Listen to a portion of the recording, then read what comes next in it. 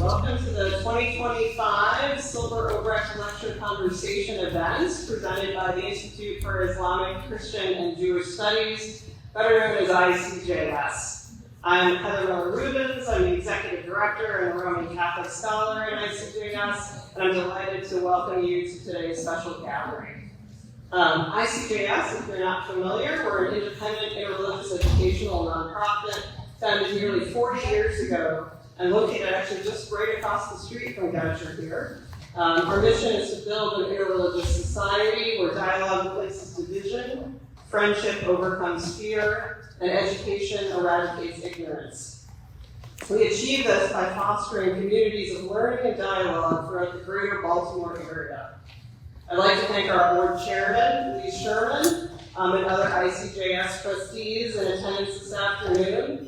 In this era, when our culture is devaluing diversity and difference, I'm grateful for their wise and courageous leadership at ICJS.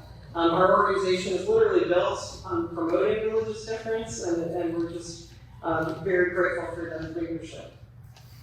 We're also grateful to Goucher College for hosting today's event in the Unger Athenaeum, named after former Goucher President Sanford J. Unger, who's also an ICJS Emeritus Trustee. To begin the program, I'd like to invite Goucher President Kent Devereaux to share a few words of welcome. So, welcome everyone to Goucher. And we're very, very pleased to partner with ICJS on the Silber-Obrecht lecture. And really looking forward into next year to be able to do more things together. If anything, I think we understand that this time is a time that needs conversation across difference and really kind of leading into diversity in every aspect. And that means diversity of faiths. On our campus, we become an increasingly diverse population. Today, racially, ethnically, we're very, very diverse, and we're 52% non-white. That was not the case 10, 15 years ago. We look like America today, and increasingly we're having more and more international students come to our campus, and they bring with them their faith traditions. And it challenges all of us to basically say, how can they feel welcome in our country, and how we, the nation of immigrants, can make everyone feel welcome in this campus. Sometimes we disagree, that's okay. That's part of an education. That's part of being an American. We firmly believe that. So the conversations about religion and how we can all connect on those things that are the connective tissue that truly is what makes us all human is even more important today, especially with the rapid advance in artificial intelligence, which every week is changing. Our students, this is going to be their life. How do we kind of counter what is human, what are the commonalities that we all share, and what are those differences we can disagree upon, but we can still come together when we choose. So thank you for being here. We want to do everything we can to support the work of ICJS. We're very, very proud of the work that they do. We hope to be able to partner further with the ICJS going forward. And quite frankly, you're welcome to come back to Goucher anytime. For our other events. So thank you for being here, and I'll pass it back on to Heather.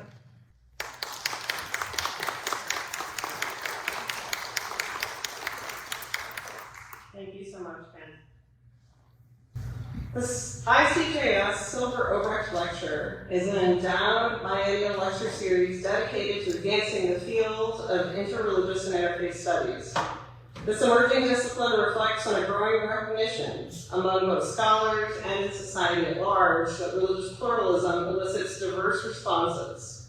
These responses span theology, philosophy, history, scripture, ethics, law, and institutions, all of which deserve thoughtful and rigorous inquiry. The lecture series honors Sidney and Jean Silber and Charles and Margaret Obrecht for their long-standing commitment to strengthening interreligious understanding and fostering interreligious friendships.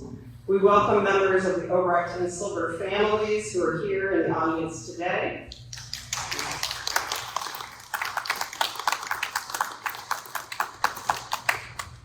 And I want to give a particular remembrance to the late Jean Silber, who passed away this past November.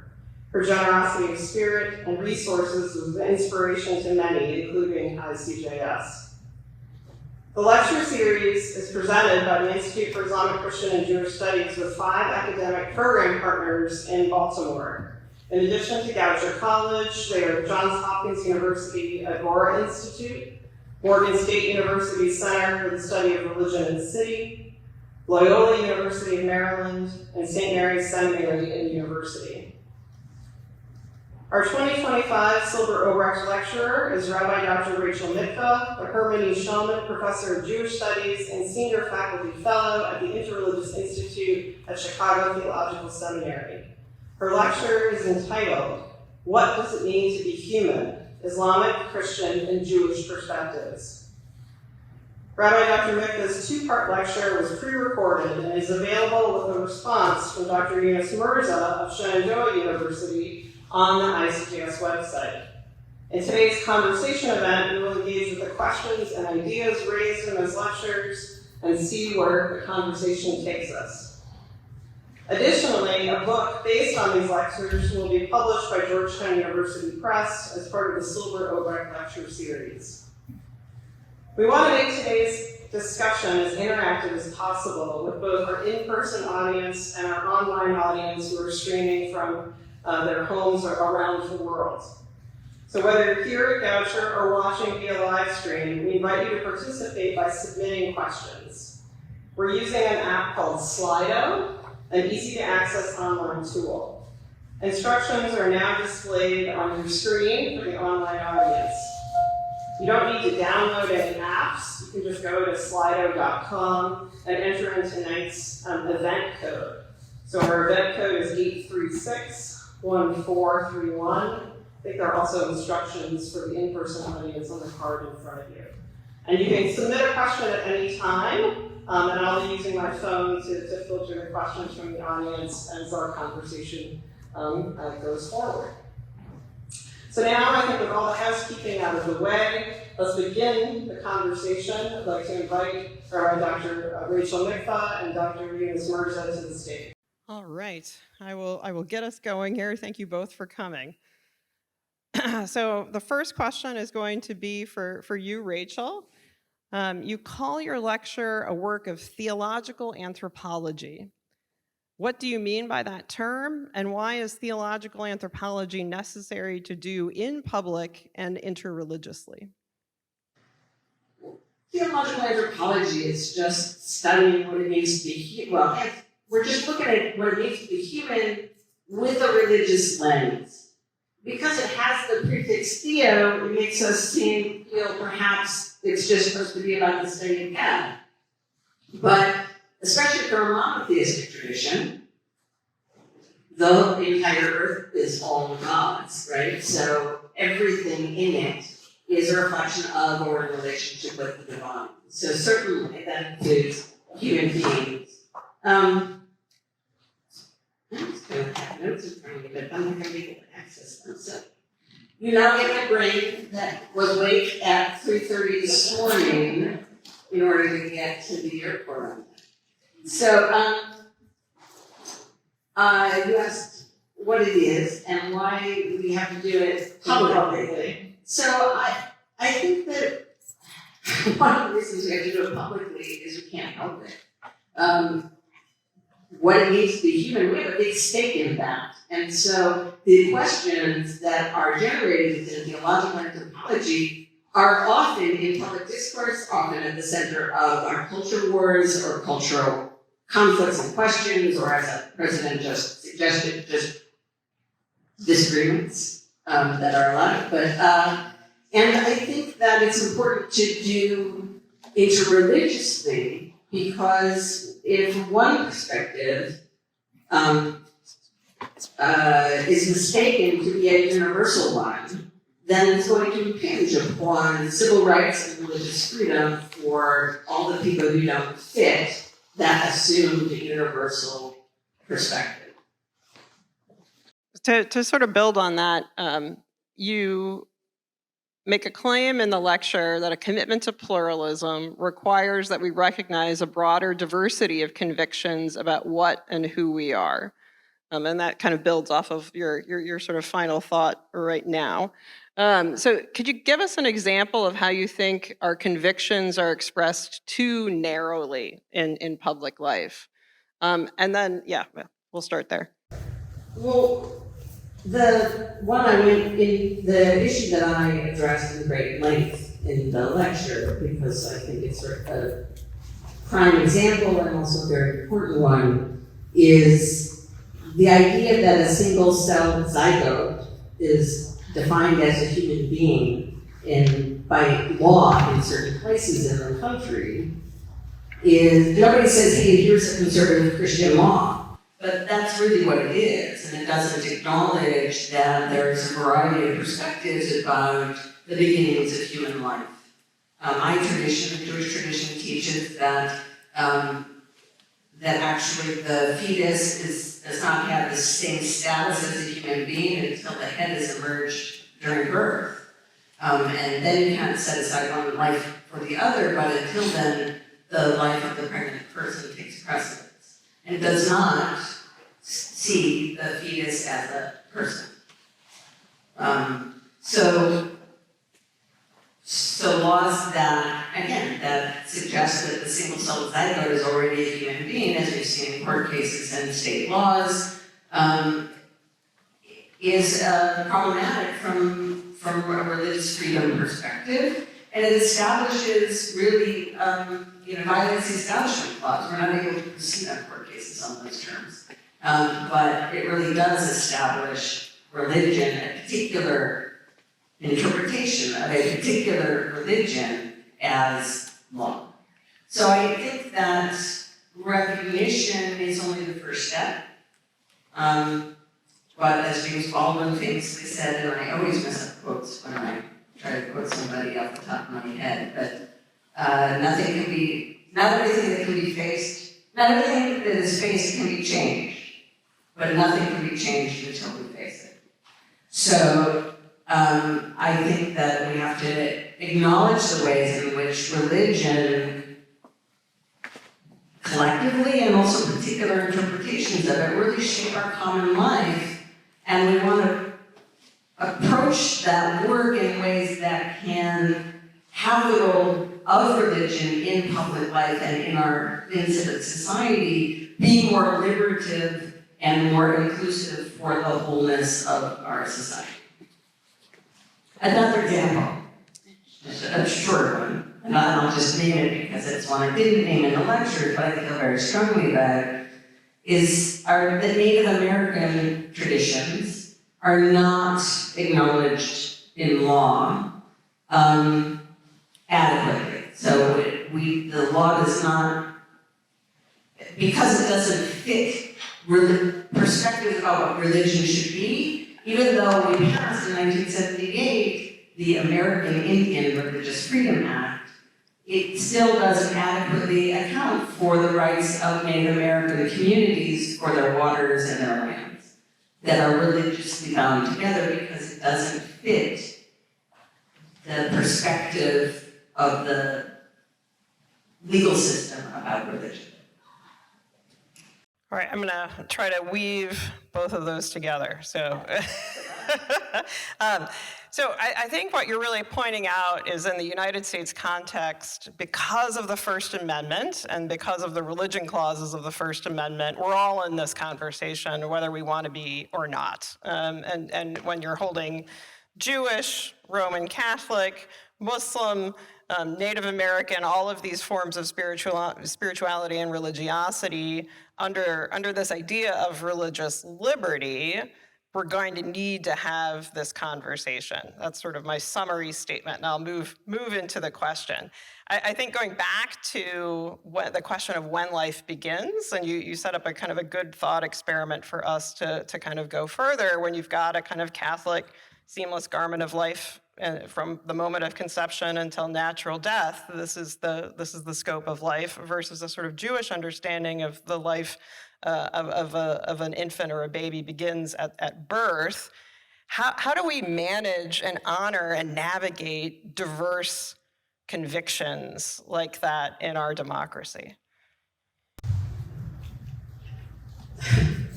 I can read that standing on one foot, right?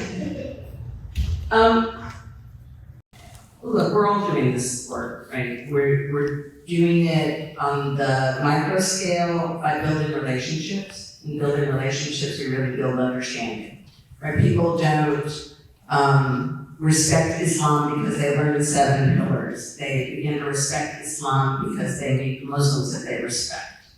And I think that through building relationship and building understanding, we then recognize we want to create a fabric in our society that works for you too, right? So in the micro scale, I think a lot of our organizations are already doing this work. How do you scale it up and say, how do we, I think that there are many people working in the courts and in law firms and through legal systems, through legislatures, who are trying to make it a more inclusive society. I think you can, I think I can't remember their names, Charles Sukup and James Keaton, I think, although I may flip their first names. They talk about humanizing and dehumanizing discourse. And you can be a pluralist and still treat somebody in a dehumanizing way, right? We can absolutize pluralism too, just as well as we can absolutize exclusivism. But to work in a humanizing,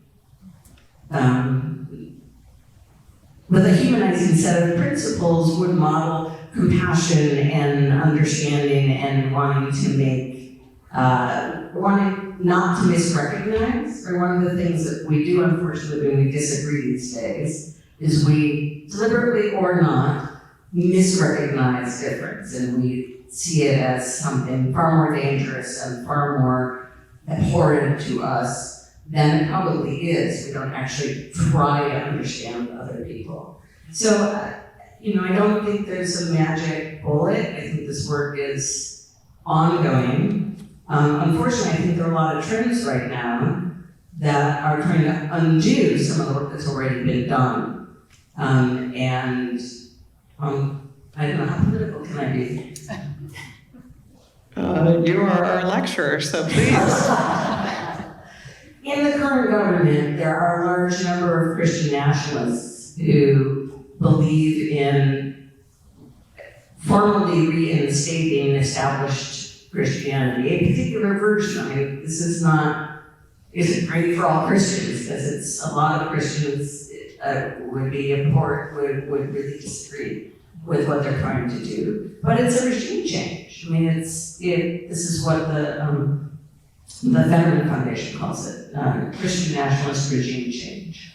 They're really trying to rewrite the way America works and thinks. And so I think it proves to those of us who've been in this sphere for a long time, this work is ongoing. And like all work where we don't all agree about it, if you don't keep pushing, it's going to be backsliding. And sometimes there's a reaction, even though we've been continually working on it. Sliding into your lectures, and even really now we're talking about contemporary events, and what do we look at when we look at our political society and we look at our interlocutors and we dehumanize them or are dehumanized in the process. We believe at ICJS that dialogue is a rehumanizing activity, especially if it's sort of ongoing with folks. But I think there's this core question that you bring out that I want to talk about with the audience today, which is that are we good? Are we humans good? And there's that kind of a self-reflexive way to think about that. Like, I'm worried if I'm good and if I'm doing the right thing and behaving the right way. But then I'm also looking at my neighbor or my political interlocutor and saying, well, is she good? Is he good? Do I trust them to build a world that I can safely live in? And so there's this other aspect of it that's kind of regulating other folks, right? So other people's behavior and your behavior at play at this question, this rich question you brought to us, are we good? And you lift up an idea to answer that question from Judaism, Christianity, and Islam. And I'm wondering if you can briefly sort of summarize that framework of your answer for the audience quickly right now. Sure. The first, I'll share one of my favorite things to say in terms of navigating difference is you're more likely to be able to appeal to their heart if you assume that they have one. So I think that when we look at the other, we need to try to imagine that they have a heart.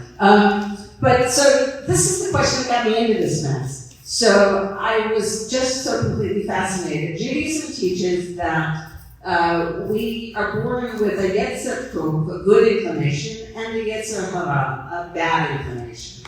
And we choose between them in every moment. And that's what Torah is all about guiding us to make good choices. And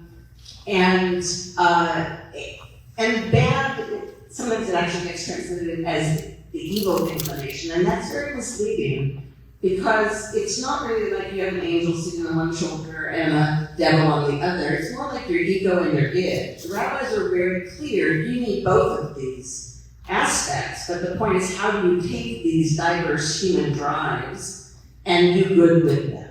Right? But we are the agent of always navigating those innate aspects of our being. And then I contrast that with what became after Augustine, sort of standard Christian theology of original sin, where after the Adam and Eve's disobedience, eating from the tree of the knowledge of good and evil, the idea that an inherent sinful nature is transmitted to all of humanity for all time, so that we are not sinners because we've committed some sins, but rather we sin because we already are born sinners. Well, I'll qualify everything in a minute, but I'll just state them in the short. And then fitra, and this was the last one I learned maybe, 25 years ago. In Islam, the idea is that we're born with an innate capacity for goodness and to recognize goodness and God and to want to draw close to them, right? And it's not that we're not capable of doing bad stuff, right? Just as the Christian idea of original sin doesn't mean that we can never do anything good. But these very different foundational imaginings of what is human nature, what's sort of basic to our being, was just so interesting to me. And the more I looked into it, of course, the more varied the voices are within each tradition and the more commonalities you find between them. But nonetheless, these distinctions abide. Eunice, when in your response, you take up Rachel's question, are we good? And you actually don't really move into fitra right away. You go to the Quran and to the sort of creation story and talk about angels objecting to the creation of humanity to God. And I'm wondering if you could sort of summarize that story, sort of building off of fitra, but sort of add to that with your expertise. All right, great. So thanks so much. And it's a really honor to be here and to be a respondent to Rachel. It's a lot easier to discuss Rachel's idea and to respond to them than to actually produce what she did. So I would add to what Rachel is saying, the importance of relationships in religious studies, and that really comes out in the Quranic story. So in the Quranic story, God is creating Adam and Eve, and the angels actually object initially, and they say, why would you do such a thing? And why would you create a species that would create bloodshed on earth?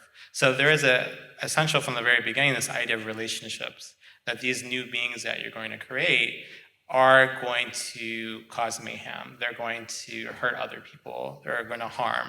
And then God responds and says, no, I know best. And goes ahead and creates Adam and then Eve. So we see in that story there is this intentionality that humans have the capacity to be good. Angels claim that monopoly. They say, hey, we're the best, right? We're good. And God says, no, there's actually humanity that can also be good. They have the capacity to do bad, but they also have this capacity to do good. And even though that verse doesn't mention the word fitorah, I think it is implied. And one of the things I admire about Rachel's work is she's able to talk about certain themes, whether it's interreligious studies or dangerous ideas, from a Jewish, Christian, Islamic perspective. And I like the way she presented the idea of fitrah, that humans are essentially created good in the Islamic tradition. They have the capacity to do evil and wrong, but they have this inclination to recognize God and to serve others. So that's really, I think, at the heart of the story, that we are relational, that we're human beings, that we have the capacity to do good and evil, but God chooses to create humanity because they have the potential to do what's right.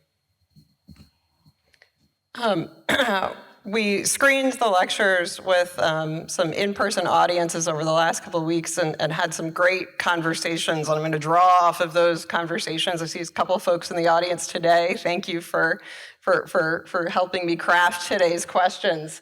And the audience was really interested in this idea that you're pointing to, Eunice, about there being an innate sense when humans are born towards God or towards the good in some way. And the conversation sort of shifted into the nature-nurture debate that happens in sort of psychology and human development. And I'm wondering if either of you might want to sort of think about the nature-nurture debate and how it relates to your respective theological anthropologies. Well, I think obviously particular religion is taught. Right? So when in the lecture I distinguish Islamic thinkers who talk about sort of capital M Muslim, right, as a taught religion versus this innate small m Muslim, that capacity and innate desire to draw close to the divine, to something transcendent. So I think obviously particular religion is taught, but there are many aspects of our nature that align with religious thought and practice. Most researchers consider them to be an evolutionary byproduct, right? We didn't develop them in order to develop religion, but religion makes really good use of these cognitive abilities that we develop for other reasons. For example, our brains are wired to discern or create order and attach meaning to things. Religion does great with meaning and order and ritual and all of these things that make great use of it. The skills, the cognitive abilities are developed for survival. You can see why they would also be helpful for that, but religion makes use of them. Similarly, we have an instinct for personalization, to imagine that everything that happens in the universe actually has some relevance to us. I would argue that these days I'm a little worried about that tendency because it shows up a lot as narcissism. But it has a value for survival, right? We have to observe the world and see, is something going to kill us? Is that thing out there being a danger to us, or can it help us? Is it good? And religion, it also is central to ideas of revelation and providence, right? That the God, the creator of the universe, would be intimately involved with our lives. So there are these innate things about being human that align with religious thought, which is while religions vary greatly, there is a spiritual dimension and transcendent thinking in so many cultures all around the world. Yeah, I would agree, and I think we're living in a time period in higher education where humanities and religious studies is under attack, and there are various universities shutting down even departments of religious studies and centers. So to Rachel's point, that this idea of spirituality as a fundamental human part of existence, I think really resonates with me. And it should be part of not just ICJS, but part of a high school and college curriculum where religion is taught as not necessarily doctrinal or creedal, but in terms of trying to understand the human experience. And I think as you were speaking, Heather, it reminded me of this notion also in Islam of fitra, but also the idea of hanif. So the early Muslim community in Arabia, they're understood to be believers, the believing community. Others understood them to be hunafa, or the people that were trying to revive the monotheism of Ibrahim. So there is this Quranic verse that talks about Abraham as a Hanif Muslima. So he is someone who is a monotheistic, and he is someone who is a Muslim with this maybe a lowercase m, meaning a submitter. So no one would say that, oh, Ibrahim made the Shahada, for instance, that there's only one God and Muhammad is his messenger, in the sense that Muhammad hadn't even existed at that time and he wasn't born. But there was this conception that he is a submitter. He's someone who recognizes God. So I think Islam, as it emerged within Arabia, within the 7th century, was trying to revive this understanding of fitrah, of hanif, of being a believer, being monotheistic, trying to recognize God, and also revive certain biblical traditions that had been lost within Arabian paganism and polytheism. I want to sort of play around a little bit more with the Yetzer HaTov and Yetzer Hara. And one of our online questions, just a reminder, I am checking. We've got a couple coming in, so I'm going to try to pepper those in as well.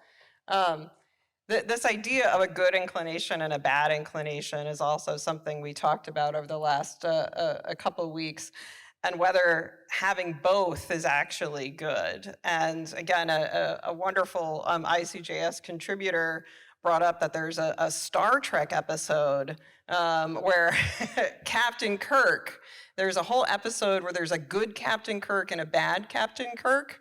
And so they take the bad Captain Kirk and they lock him away. And then the good Captain Kirk can't be a captain. He stops being able to make decisions and to lead and to do all of this. And so then they realize, well, they've got to get bad Captain Kirk back out of jail and sort of smush him back together in order for him to lead. Hopefully, I'm not a Star Trek aficionado, so hopefully, okay. I was sad he got split in a transporter accident. Okay, so sorry. parts of the same. So you are the right person to ask this question for so many reasons. Okay, so can we talk about this a little bit more, and whether or not you need both in order to really be human, and that maybe that combo is what's good?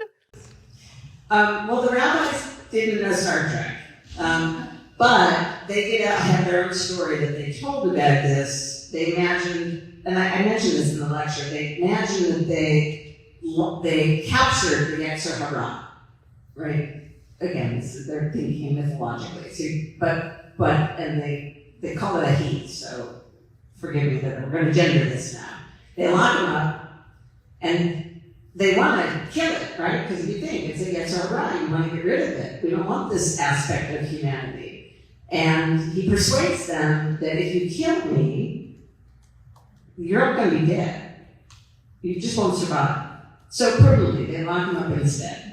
And they notice that no chicken lays an egg, and another version of where the story is told, no man builds a house. So this is their way of saying some of those drives that, their chicken laying an egg, I think, was their way of talking about sexual desire, which can sometimes be problematic, although the rabbis are pro-sex within sanctified relationships. They just recognize that sexual desire can be problematic within human drives. And the man building a house, the using of natural resources for our welfare and building my own space for me, or whatever that self-centered instinct is to build the house and take from the world to create for my own comforts. That if you take away those drives, we won't survive as a species. So the way the rabbis talk about it is that all of our instincts, Yetzer Tov and Yetzer Hara, can be directed to the Most High. That's the way they would think about it. You can make them all serve God. but recognizing that that drive can also lead away from that. So that's their Star Trek. Thank you. So I want to kind of go back to the idea of being interreligious in public. And what does it mean to have two amazing exegetical scholars of the Quran and the Bible here on stage, and to be talking about these questions in public, to be adding to the public square. Rachel, in your first lecture, I'm quoting you back right now, you say, "I'm not trying to demonstrate that religious ideas matter or have something to contribute to thinking about what it means to be human. I think it's obvious that they do."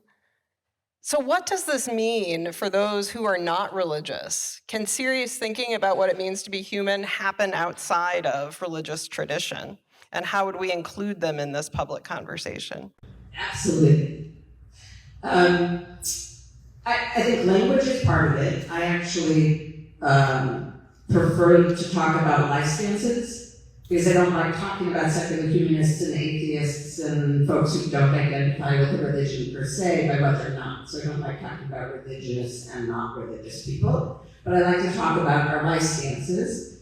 But language is only part of it. I think, especially around questions of what it means to be human, we absolutely need all of the sources of value and learning in order to figure out how to be in the world in the best way and how to be with each other in the best way. We need science, and we need history, and we need ethics, and we need politics, and we need all of these in addition to what religion can contribute. So I definitely did not mean to suggest that, religion has these answers that these other ways of knowing and being can't figure out. I just feel like the conversation is richer when we all bring our deepest sources of value into the space. Eunice, would you want to weigh in about being kind of interreligious in public and the inclusion of folks with various life stances? So definitely in terms of interreligious, and I would encourage folks to read Rachel's book. She just came out this last year on interreligious studies. And one of the things she mentions in that, the definition in the first chapter is the idea of relational. So interreligious studies is relational. So interreligious studies is different than world religions, where you're just studying different understandings of the world and different religious practices and locating them in different geographical places. It has this connotation, and I felt this here actually since I've been spending some time here at ICJS, of forming relationships with people of other faiths, of other life stances, of other backgrounds. And this is an important question, Heather, because I teach the Quran and the Bible almost every year at Shenandoah, and my students vary from year to year. And this year I have a group of students who are primarily Christian, who grew up in Christian families, and many of them have learned the Bible, and they're making Bible references in class. And to the point that one of the students came afterwards and said, I'm an atheist. I don't identify, I'm agnostic. I don't identify with any religion. Is that going to somehow hurt me in this class? And I mentioned that, no, learning or studying the Bible beforehand, that's not prerequisite. You're welcome in this class. Bring whatever experiences you do have, because those experiences are valuable and they're relevant. And talk about the larger issues that we're discussing, whether that's being human, whether that's the idea of hope, whether that's the idea of your relationship with the world. There is a way for you to connect in this class. And she's taken that to heart and now studying and working on questions of feminism within the various religious traditions, as well as the idea of women's rights. So I think in our discussions in interreligious studies, we do have to have that door open. And our language sometimes can be exclusive, that we're only speaking to particular people. So if we can somehow broaden that language, I like Rachel's suggestion of life stances, and also speak about general themes that our various traditions hold, and also larger goals, whether that be of social justice, of eliminating hunger, whether that be a climate change, whether that be of gender equality. If we speak in larger terms that even people of no faith or of faith can relate to, that will strengthen our work. I love that you brought up the classroom, because of course, for you and me, this is where we learn the most, right? This is when we're theoretically teaching students, but they're obviously teaching us much more. So when I first came to ICJS in 2009, it was a Protestant seminary affiliated with the United Church of Christ. It's still affiliated with the United Church of Christ, but it's about 30% Protestant now. They originally endowed the Church of Studies because they believed that to be a religious leader in this multi-faith context, you need to know something about a religion other than your own, and Judaism seemed like the right chair to start with because of the long history of relationship between Jews and Christians. And I didn't do this on purpose, it sort of happened around me, but we became known as a place where you could come and do theological education even if you didn't fit inside a tidy box. We have lots of folks who are interspiritual, and folks who are, don't have other places to do theological education. For a while we had a lot of pagan students. Right now that's doesn't seem to be quite as trending, but still have some pagan students. And then we went into partnership with Bayan Islamic graduate schools, and now our student body is about 40% Muslim, about 40% various kinds of Christians, and 20% folks who are Jewish or Buddhist or Hindu or atheist or pagan or secular humanist or interspiritual, and just them doing their formation work together is transformative for the whole institution. I want to turn now to some of the questions that are coming in from the audience. I will start with this one. Is the basis for religious freedom itself religious or secular?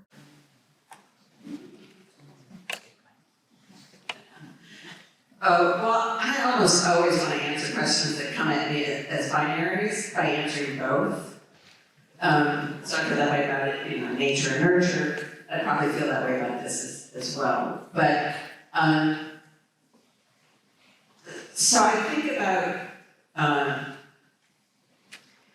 a lot of religious systems, as they're seeking to establish themselves, even if they only imagine themselves not as universally true, but as true for their community, do not necessarily embrace freedom as a top 10 value, right? They want freedom from other things that prevent them from becoming this community. But as they're trying to find this community, freedom is probably not top of the list. So in the formative stage of religions, I think it's rare that spiritual freedom is a prime value. Nonetheless, there are other values within religion that I think guide us toward, especially living in multi-faith contexts, guide us toward a religious embrace of freedom, such as honoring the humanity within every person. So human dignity and for my tradition, one of the most commonly repeated biblical refrains in Torah is, "You shall not oppress the stranger because you were strangers in the land of Egypt." You know the heart of the stranger, right? So the religious teaching of empathy ultimately can and should lead to an embrace of religious freedom for people. But I think we have to acknowledge that it came out of a secular Enlightenment context as a value to embed within the national experiment of America of separating religion and state, so that it could not only be free, right? The free exercise is only part of it. It's also an establishment, obviously. Not establishing religion is the other part, but what I wanted to say actually was it liberates us from having religion thrust upon us, but it also liberates religion to be, America is a unique thing in how religious and vibrantly religious it is in the West. And I think part of that is the national experiment. But my short answer is both. It came from both. I will weigh in here with my scholarly hat as well to answer the question, and I'm also cognizant that we're on the 60th anniversary of the Second Vatican Council, when you have Nostra Aetate, which is the church's sort of declaration about its new relationship to religions outside of Catholicism and outside of Christianity. And I don't think you can read Nostra Aetate without also reading the church's declaration Dignitatis Humanae, which is about religious freedom. And that those two Vatican documents need to be read together to really understand the revolution that the church was undergoing at that time. And I will just also throw in a plug for the United States role in that you had sort of American Catholic thinkers and priests really driving the theological logic in Dignitatis Humanae at the Vatican. And so I think that for Catholic tradition, the idea of religious freedom had to be understood with religious diversity, and it really was only grappled with in the current form about 60 years ago. So looking at some of the other questions are coming in here. So going back to theological anthropologies, can the truth of various religious anthropologies be measured, at least in part, by their explanatory power to illuminate what's going on in the world? Say that again. It's a good question. Can the truth of various religious anthropologies be measured, at least in part, by their explanatory power to illuminate what's going on in the world? Yes. I'm not a huge fan of attaching the word truth to, that's not what I'm searching for in my religion. I don't feel my religion has a unique handle on truth. I think that my religion has a unique way of making meaning in my life and in my community. So, but I do think that going back to the question about the innate qualities of some aspects of our religious natures, we do want to explain the world. For those of us who are religious, we want our religion to help us make sense of what's going on. I made this crack in the lecture about G.K. Chesterton, who said original sin is like the best proven Christian principle ever, because every person you know has done something really terrible. And I think that in the way that the theologies developed, they were trying to explain big questions about the world, maybe not a particular political moment, but big questions about why, if God is all powerful, why is it this world so imperfect, and why is there suffering? And so I think religions have always tried to reach to explain some of the critical questions of our time. And I think that people reach into their religious values to respond when they're pressed by crises or trauma or anxieties of what's happening in the world. But as I talk about a lot in the lecture, those values themselves are sort of mongrel history. They're created out of a whole host of things. Partly are religious values, partly are communities, partly are historical experiences, partly are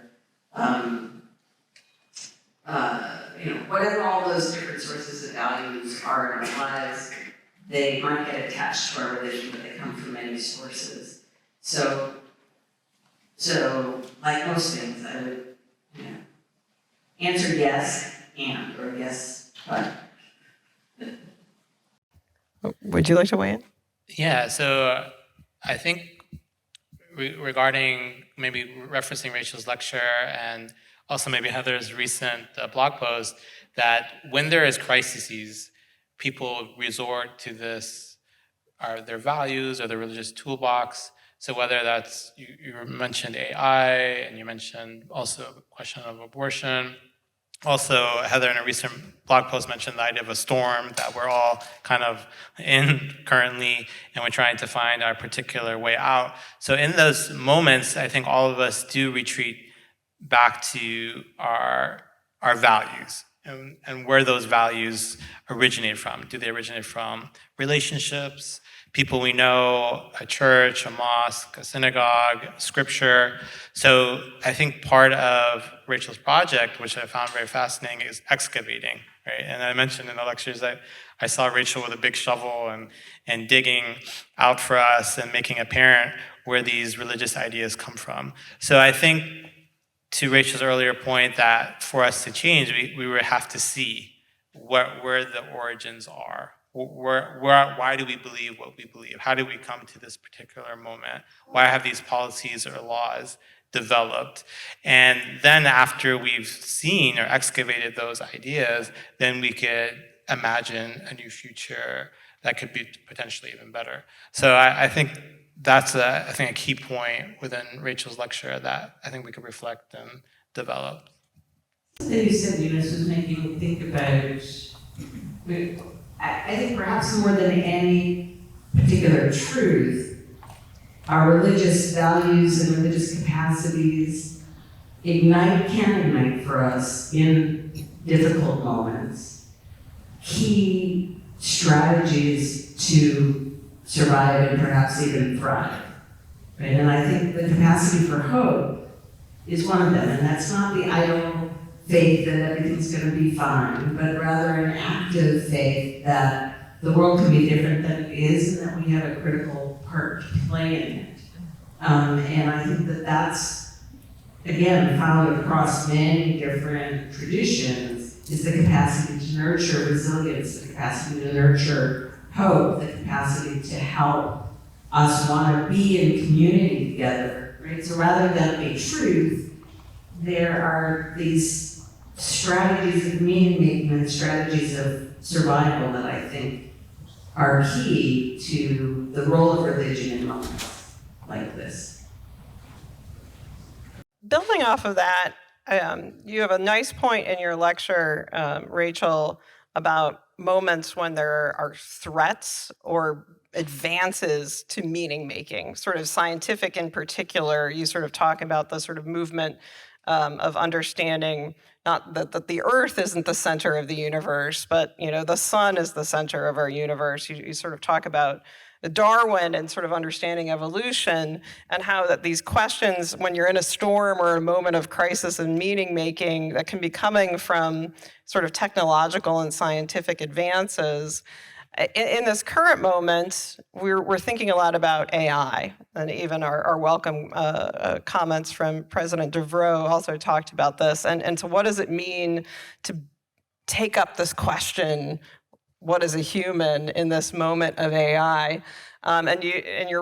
Rachel, you did a great job of asking ChatGPT to generate some images to go along with her lectures. And so we decided, well, let's feed the lectures into ChatGPT and see what kind of questions come out. And so I'm going to do a little experiment here and say that these are ChatGPT questions that I'm going to ask both of you about your lectures, and then we'll go back to sort of audience questions. So for ChatGPT question number 1 for Rachel, what are the risks and benefits of believing that there is something quote unquote special about being human? How might this belief both inspire ethical behavior and contribute to destructive attitudes such as environmental exploitation or anthropocentrism? Wow, I like ChatGPT. They read the whole lecture. So in this Anthropocene age, we've been forced to grapple with the destructive effects of imagining that the whole earth is ours to use for our own pleasures and purposes. And I want to focus on this risk, partly because it's Earth Day, and partly, mostly, because it's just so critical, right? We are in the midst of, we stand on the precipice of climate disaster, and we seem not to have the collective will to change necessary changes in behavior. And I've heard people of faith say that God won't let us destroy the earth because we're so special, we're central to God's plan for the universe. And, well, you know, if we are going to destroy the earth, maybe then it was God's plan, but if it was God's plan, then that's okay. Or various ways in which the sort of using religion to be complacent about the climate crisis. And I think any faith, you know, you could find a life stance that can, so let me start that sentence over. Every life stance can be interpreted in ways to foster that kind of complacency, but there have always been counter voices and counter teachings that offer alternatives to the anthropocentrism and to the politics of fear and greed and extraction and colonization. So, Job is one of my favorite examples of anti-anthropomorphic teachings, right? This is really not all about you, Job. There's also a 10th century midrash that says, humans, animals, fish, birds, we're all interconnected, we all depend on one another, we all breathe the earth's air, we all drink the earth's water, we all eat the foods that are available from the earth, and what happens to one of us is going to happen eventually to all of us. So we've known this for a really long time. Biblical traditions also understand that we are made of the same stuff as the rest of the universe, right? The Adam, the human, is made from the Adamah. And in the Quran, it's also, the human made from the clay of the earth. So I think that it's critical that we, recognize that interconnectedness and face the moment, right? So the risk of thinking that we're special is, God won't let anything happen. At the same time, it's really important to remember that we're special because that is part of what nurtures our capacity for hope, that God has a stake in our existence and our continuation. And I think that the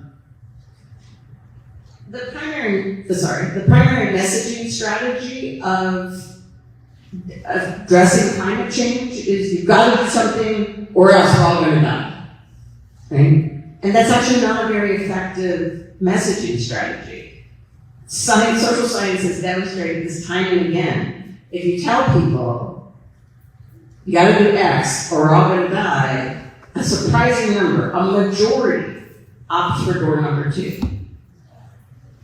As surprising as that is, because overwhelming fear leads people to disengage. If you don't really believe you have agency, then you just don't do anything about it. So the prophet Isaiah, it's there as well. He tells the Israelites they have to change their ways to avert disaster, and he describes the disaster with such compelling detail. They say, let's eat and drink because tomorrow we're going to die, right? So Catherine Keller calls it critically plausible nihilism, and other people have named it utilitarianism.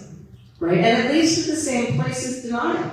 Right? If you don't think you can do anything about it, or it's already too late, then it will lead to the same kind of complacent behaviors. So I think we do have to embrace that dialectic to recognize, we're not some creature that is up above the status of the earth and won't be impacted by what we're doing to the climate.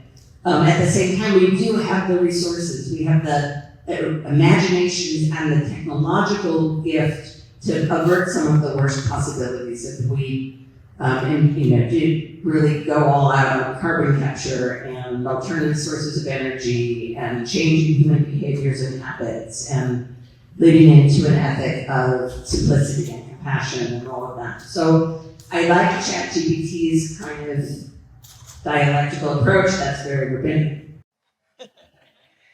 So Eunice, here's your Chat GPT question. It actually kind of builds off of this idea of creation care and environmental threat. So debate the potential for more sustainable and empathetic interpretations that position humans not as dominating creation, but as stewards of creation. Okay, great. So this is something I reflected upon and tried to address in the lecture was translation. And one of the key words in that verse that we discussed earlier is that God in the Quran says that I want to create a khalifa. So there have been different interpretations on what this means. Is it a vicegerent? Is it a trustee?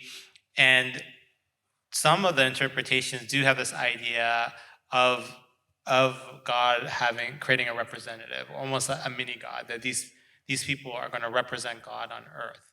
And I push back on that interpretation and that translation and try to argue for more of the idea of amana or of a trusteeship.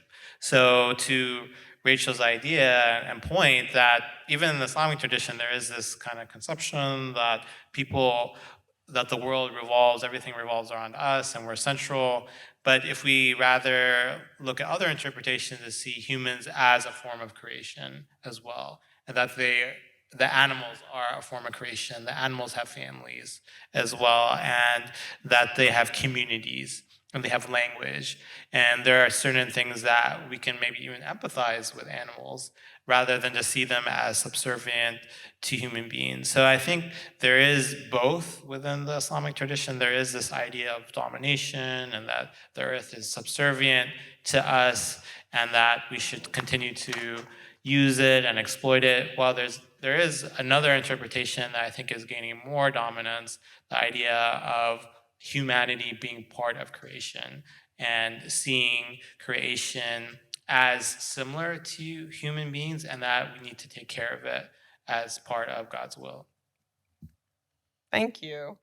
We'll go back to audience questions now, but we always know ChatGPT is here if we need him or her. So here's a great question. Aren't some issues or policies inherently non-plural? For example, doesn't any position on euthanasia, if it's acceptable, limited, forbidden, correlate with some religious position? So I would say the same would be true. You could say that, make that same claim about abortion, you can make that same claim about capital punishment, right? So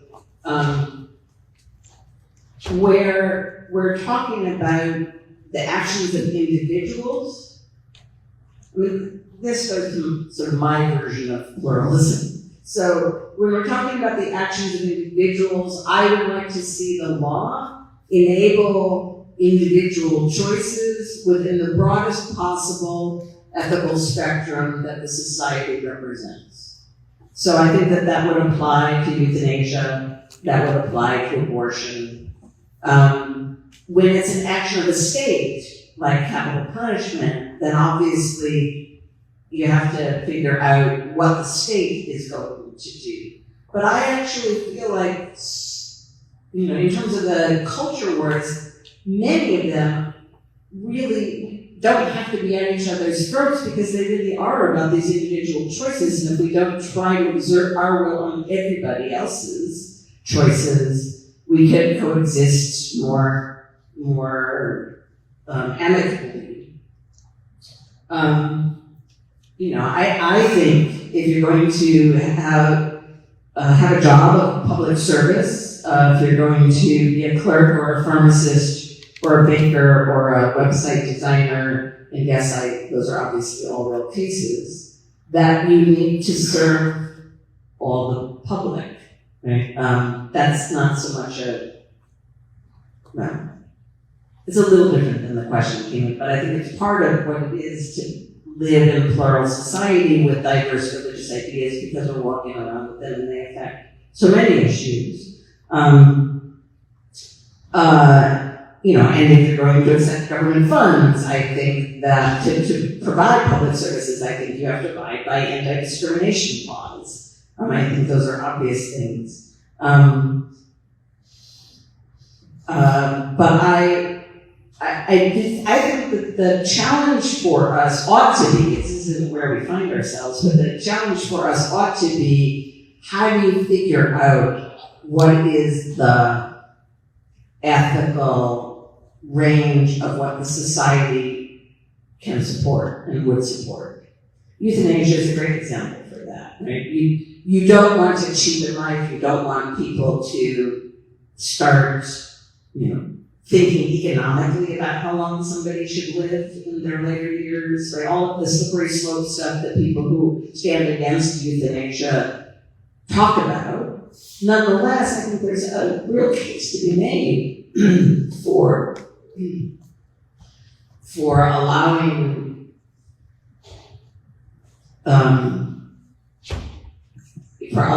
euthanasia to be legal and to minimize suffering in certain cases. But how would, even if we had the collective will to go that way, we watch other countries who are trying to figure this out, how do you figure out what that range is that represents the broad ethics of the community? Because there are differences, but there's a collective space.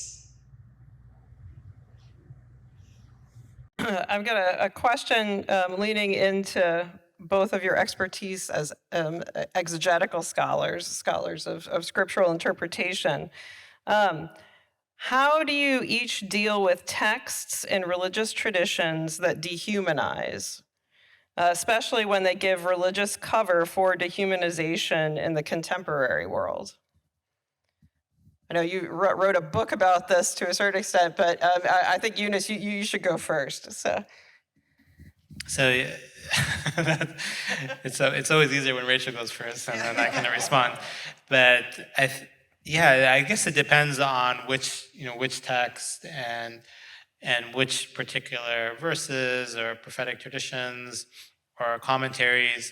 I guess one that comes to mind, even in the modern period, for me at least, is the idea of slavery and how that represents particular domination, and how sometimes that can be used even by extremist movements to subjugate particular people and religious communities. So referencing one of the articles I've written on this topic is how these texts sometimes have been even used to revive practices that we thought were historic or medieval, and these texts now are actually being used to implement slavery or sexual exploitation. So I think really reading those texts closely and then with their commentary and seeing what these texts, their context, how are they implemented or understood during their time period, and then how could they be interpreted in the modern world is essential. And that's, I think, a very difficult task to do. I think sometimes it's easy to become lazy and just kind of quote a verse here and there and then not necessarily understand where it fits within a particular chapter or tradition.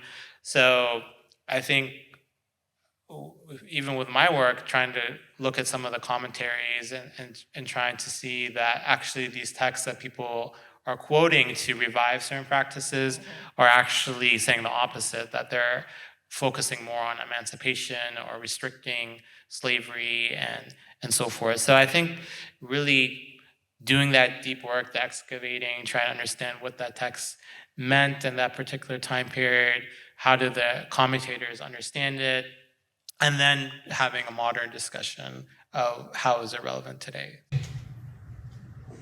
I do think that looking at our tough texts helps to cultivate self-critical faith for those who have that capacity. I think it's very helpful. In the book that you were referencing, in the Dangerous Religious Ideas book, I tell a story that Susan Thistlethwaite told me when she was editing Interfaith Just Peacemaking.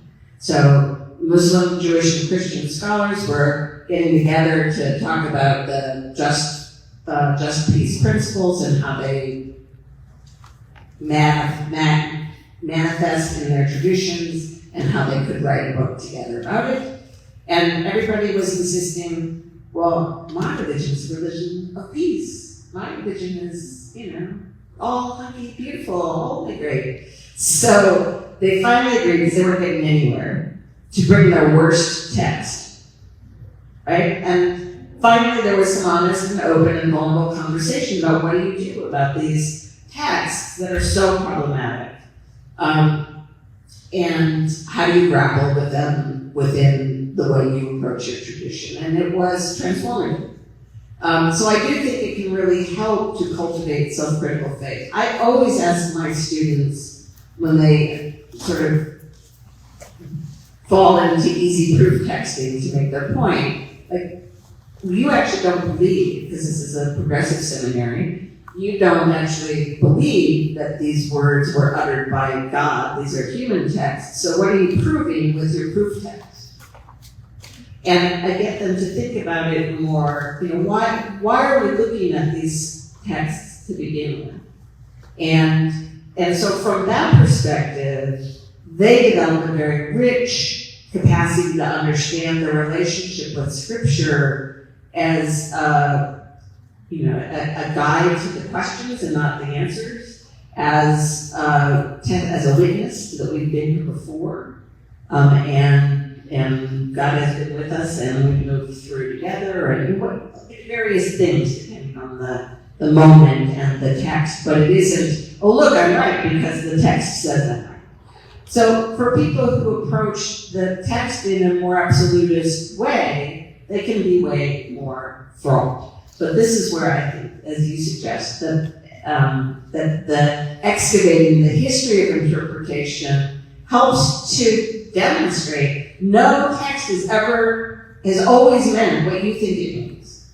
Right? It's always had multiple interpretations. It's always meant different things. What makes yours the absolute truth and not your version of your interpretation of the text? And I think that makes the history of exegesis work important. Here's a question that I'm going to adapt so that you both can answer and reflect on it. I was wondering if you could reflect on your identity as religious people and scholars. So how has your rabbinical work, your Jewish identity helped ask these types of questions? How has your Muslim identity helped ask these types of questions? And then how do you sort of sit with a scholarly posture as well? So that's a great question, and I think part of my training in my PhD program, and sometimes there was an assumption that your religious identity somehow gets in the way of your scholarship or clouds it. And one of the reasons why I've been attracted to interreligious studies and organizations like ICJS is the idea that you can be a scholar and also confessional at the same time, that they somehow are not in conflict. And as someone who is Muslim, I always appreciate different religious perspectives, even on Islam. So, hearing Rachel's thoughts or Heather's or, Matthew Taylor's, I think all of those are enriching. And it's nice to be part of a field of Islamic studies where you hear and engage in multiple religious perspectives. So I think there is this opening space that I've seen in the last maybe 5-10 years. It's growing, this move that you don't necessarily, people understand that your background is important, your religious experience, that this idea that someone's objective is not entirely true, that someone is motivated by faith and spirituality, and that could actually lead them to produce cutting-edge scholarship. So I've seen that space grow within the academy, and I've seen that space also grow within the community as well, within congregations that are valuing scholarship more and valuing people who've actually have advanced degrees and have gone to seminaries. So I've also noticed that with my students, that I ask my students to bring themselves into the classroom, and that oftentimes is their faith or their engagement with Scripture, whether good or bad. And that always makes the classroom more exciting and interesting when people are honest about what they believe and explain the histories behind their particular values. So I think interreligious studies has this potential to really contribute to the academy as a whole and to American democracy and pluralism, because it combines both of these two of scholarship and confessional faith. That's beautiful. So you can answer broadly, so I'll answer very individually. So I did all of my training within seminaries. I trained to be a rabbi in a seminary, Hebrew College, Jewish Institute of Religion, and I did my doctoral work at Jewish Theological Seminary, and I teach at Chicago Theological Seminary. So although I know about it, I actually have never experienced that, any professors trying to problematize the confessional aspect of my being in the way that I study religious studies.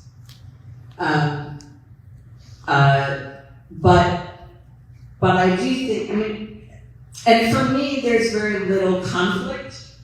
I think I'm in many ways more shaped in the way my brain works by the academy than by my tradition. And I'll take the skills from the academy to analyze the tradition more than vice versa.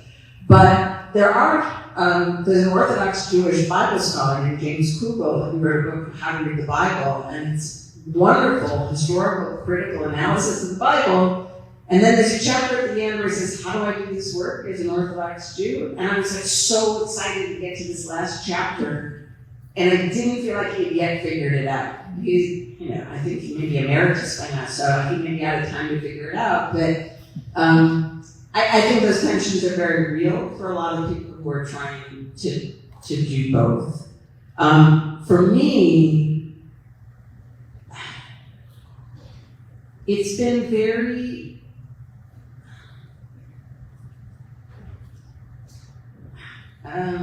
formative to have both those dimensions of my being when I'm doing work in the public square.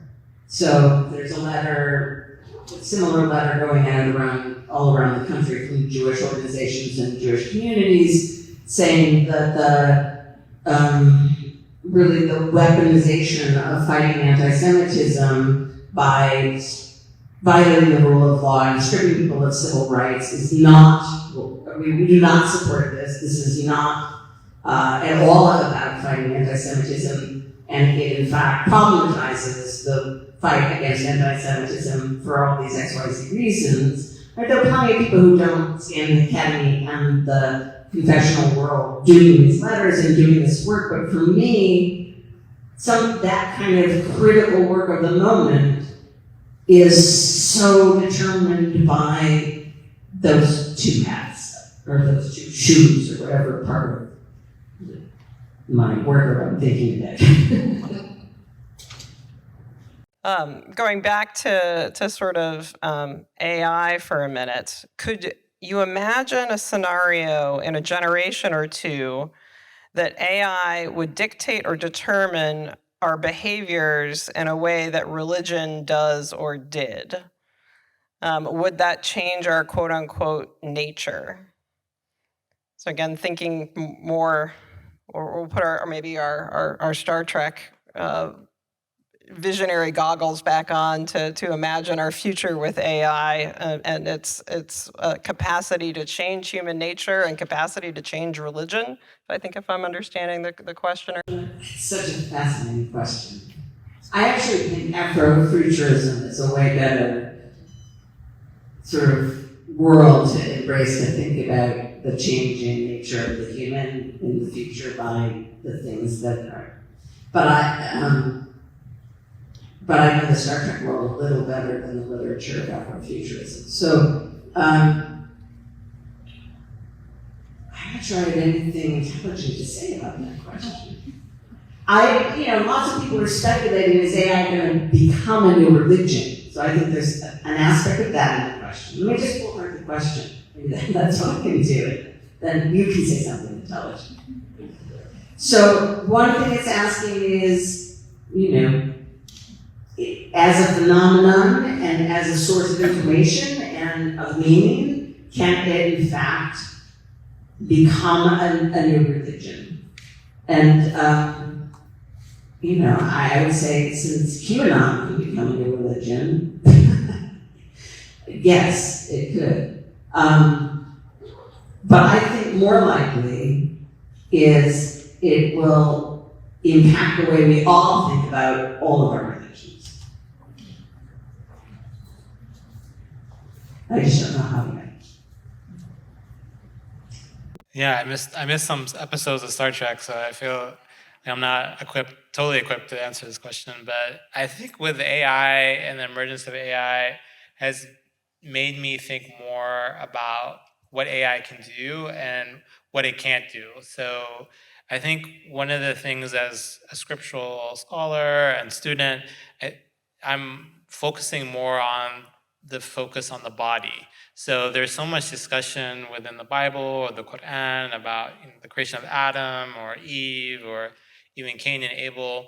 One of the stories I mentioned in my lecture was that Cain and Abel in the Quran actually get into a dispute, and then Cain eventually will kill Abel, and then a crow will come and point to Cain on how to bury his brother. So this idea, you still have to honor the body. You have to honor your brother, even though he's passed away. So I think that's where a lot of my thinking has gone, is yes, AI is an incredible, intelligent tool. And I think humans for a long time, they thought of themselves as just better than other creations because we're more intelligent. Well, that may not be the case anymore when ChatGPT or Gemini or Copilot can process and write things quicker than you can. So what are the other aspects of humans? Whether you mentioned already, Rachel, the heart, the idea of a soul, of a body, right? How do these things make us human? So that's where I'm thinking, but I haven't come to any particular conclusion. In reading about AI, one of the things I was fascinated to learn is that we tend to, in the West, be looking at disembodied versions of AI, but in Japan and in the East, they are more developing robots and embodied forms of artificial intelligence. And for now, it's still kind of amazing that the most sophisticated machine has a really difficult time doing what a 3-year-old can do, right, in terms of moving the body. But that probably won't be permanent. And they've already made great strides. So how do we think about it differently if they do have bodies? Because that may not be what's involved in this. All right, here's an adaptation, and I think this will be our last question. We talked a lot about excavating and being interreligious in public. And then there was a comment, I think, Eunice, that you made earlier about incorporating this in schools and in sort of other places. Could you expand on that, on what is excavating? How could we all be excavators of religious diversity in public?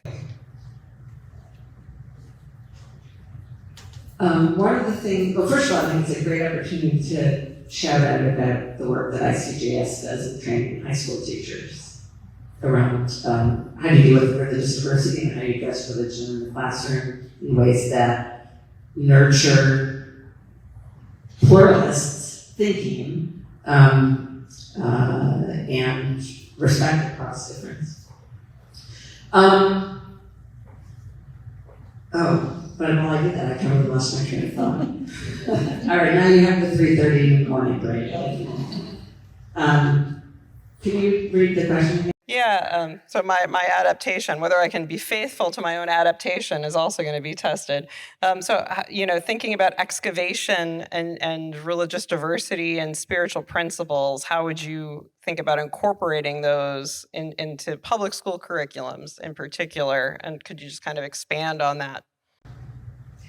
Well, I do think that it's, in terms of one of the things you said in the first iteration was how can we all be excavators? And this comes up because when I teach online classes largely for my students, and so the community-facing work needs to be in their communities. And a lot of times folks in small towns will say, well, it's just a bunch of churches. And I'll say, I bet not. Excavate your own community and discover the religious diversity that's there, and meet and see what kind of work you can collectively be doing together in the community. how can you visualize difference, and how can you maximize the value of your differences in doing work together. And, so I think that we do all have excavating work to do. And I do think that we all, both through formal programs and in our own lives, just need to, as much as possible, be building relationships across a variety of differences, including the ones, whichever ones are hardest. The political ones are the hardest ones for me. But now that I live in Michigan City, Indiana, rather than Chicago, I have plenty of opportunity. And it's critical work. In the high schools, there are a number of people, I think, actually throughout K through 12 education, there are a number of organizations, you probably know more about this than me, you should answer this question, but there are a number of organizations that have been working on how can you not teach religion, but teach about religion in a way that's faithful to the diversities of your community and of the country and of the world, and can we develop enough curricula and guidelines to really believe that it would be implemented well, even in places that, if the teacher believes this really is a white Christian country, how will that curriculum get implemented there? So it's a can of worms kind of set of issues that a lot of thoughtful people are working on. I also want to commend ICJS on their work, and especially on congregations as well as high schools and higher education. So it's nice to see how dynamic the organization is and how many audiences and publics they reach. Oftentimes in the university, we're just focusing on one very narrow public of our students, 18 to 22-year-olds, and that's often important, very important public. But there is so much more outreach that we can do. So I think in terms of the curriculum, I'm in Shenandoah University, and most of my classes are in general education. So most students no longer are taking religious studies to become pastors or rabbis or imams. So they are taking this as part of another major that they have. So I think, as folks who are dedicated to this work, have to think about how can we teach people like that who are not necessarily going to specialize or major in our discipline, that we're not really replicating ourselves, but we're actually trying to enhance religious and interreligious literacy. So I think that really changes our approach. That has to be one of maybe of a great books approach or humanities or liberal studies, that we're trying to teach transferable skills. We're trying to teach truths or virtues that people have found meaningful. We're trying to teach about the human experience, religion, and spirituality. And also what I've seen maybe within the high schools or around in other universities is still this focus on a world religions approach, that they're trying to teach about different religions and different ideas without necessarily having that relational experience, that actually going out and meeting people of difference, meeting people of different faith backgrounds, having a friend from a different racial or religious background. So I think that needs to transform the way we think about our education. A lot of times in college, our tests are really the final paper. You have a blue book, you do a midterm, you submit it, you do maybe a presentation, and you're done. But you don't really necessarily get the opportunity to meet someone that actually believes in those ideas you studied. So I think that is really crucial. I've been investing a lot in virtual exchange, where students in my classrooms are interacting with people from all over the world through WhatsApp or Zoom. So I think the more we make our curriculums human and relational, I think the better our literacy will be.